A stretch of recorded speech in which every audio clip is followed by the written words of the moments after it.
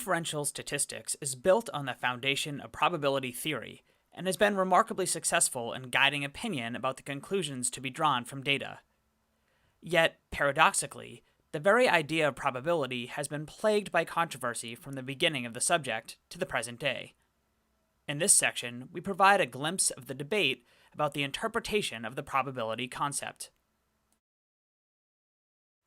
One conception of probability is drawn from the idea of symmetrical outcomes. For example, the two possible outcomes of tossing a fair coin seem not to be distinguishable in any way that affects which side will land up or down. Therefore, the probability of heads is taken to be 1/2, as is the probability of tails. In general, if there are n symmetrical outcomes, the probability of any given one of them occurring is taken to be 1/n.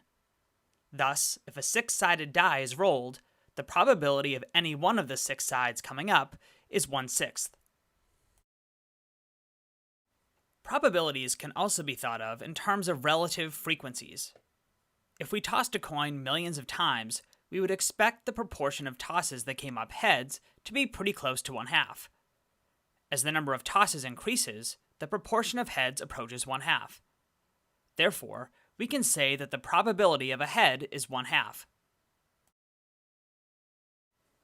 If it has rained in Seattle on 62% of the last 100,000 days, then you might say that the probability of it raining tomorrow is 0.62. This is a natural idea, but nonetheless unreasonable if we have further information relevant to whether it will rain tomorrow.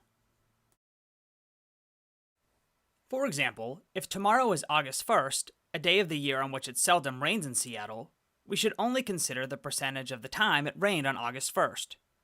But even this is not enough, since the probability of rain on the next August 1st depends on the humidity.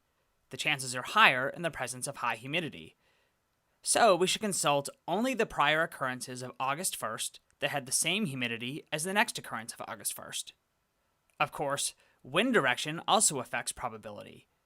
You can see that our sample of prior cases will soon be reduced to the empty set. Anyway, past meteorological history may be misleading if the climate is changing. For some purposes, probability is best thought of as subjective. Questions such as, what is the probability that Ms. Jones will defeat Mr. Smith in an upcoming congressional election, do not conveniently fit into either the symmetry or frequency approaches to probability. Rather, assigning probability, say, 0.7 to this event seems to reflect the speaker's personal opinion, perhaps his willingness to bet according to certain odds. Such an approach to probability, however, seems to lose the objective content of the idea of chance. Probability becomes mere opinion. Two people might attach different probabilities to the election outcome, yet there would be no criterion for calling one right and the other wrong. We cannot call one of the two people right simply because she assigned higher probability to the outcome that actually occurs. After all, you would be right to attribute probability 1/6 to throwing a 6 with a fair die, and your friend who attributes 2/3 to this event would be wrong. And you are still right, and your friend is still wrong, even if the die ends up showing a 6. The lack of objective criteria for adjudicating claims about probabilities and the subjective perspective is an unattractive feature of it for many scholars. Like most work in the field, the present text will usually use the frequentist approach to probability. Moreover, almost all the probabilities we will encounter will be non-dogmatic, that is, neither 0 nor 1. An event with probability 0 has no chance of occurring. An event of probability 1 is certain to occur.